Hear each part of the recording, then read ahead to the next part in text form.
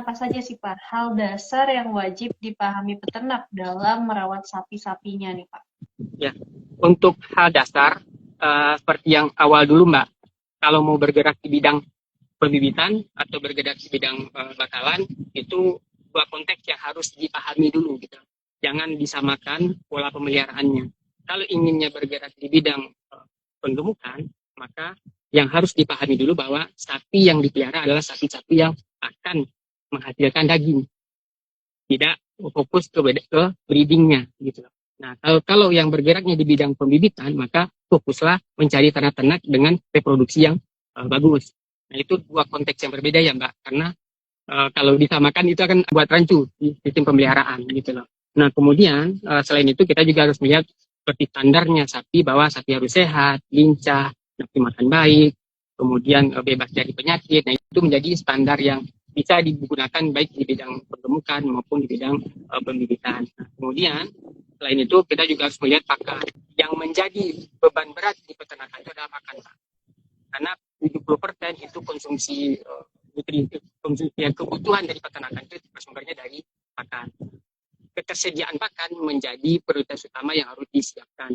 Sebelum memulai beternak, sebaiknya pakan dulu yang dipersiapkan. Jangan ternak dulu yang dibeli, habis itu baru memikirkan pakan. Tapi yang lebih baik adalah pakan dulu disiapkan, habis itu baru mulai membeli ternaknya. Karena apa? Karena jangan sampai nanti sapi masuk ke kandang atau sapi dilepaskan di padang pengolahan, ternyata rumputnya tidak tersedia secara kontinu. Nah, ini akan menjadi permasalahan besar nanti di kemudian harinya. Seperti itu, Mbak. Kemudian juga selanjutnya adalah air minum.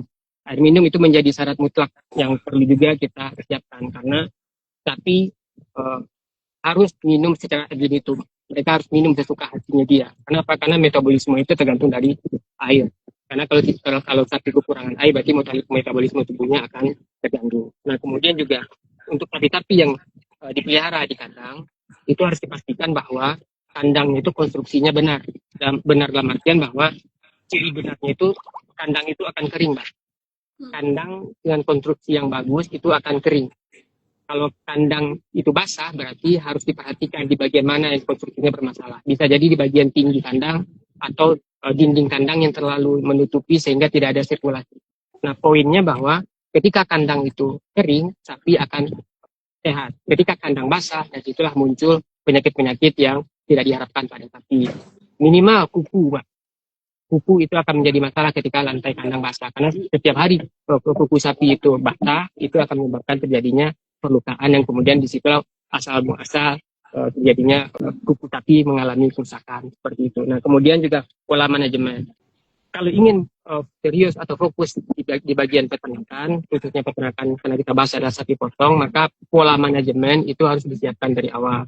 Jangan sampai kita menyiapkan pola manajemennya itu ketika sapinya sudah datang, tapi dari awal lah siapkan. Kalau memang bergeraknya di bidang sapi potong, berarti targetkanlah 4-6 bulan sapi itu sudah harus keluar dari kandang, artinya dalam keadaan sudah harus didistribusikan seperti itu. Jangan sampai lebih dari 6 bulan atau 7 bulan, itu akan menambah biaya produksi kita, dan itu akan menurunkan dari profit kita. Nah, kemudian kalau bergerak di bidang pembibitan nantinya sapi potongnya, nah pastikan bahwa sapi-sapi yang dipelihara itu sudah dilakukan seleksi dulu, Mbak, tapi dipilih sapi-sapi yang memang memiliki kemampuan reproduksi yang baik.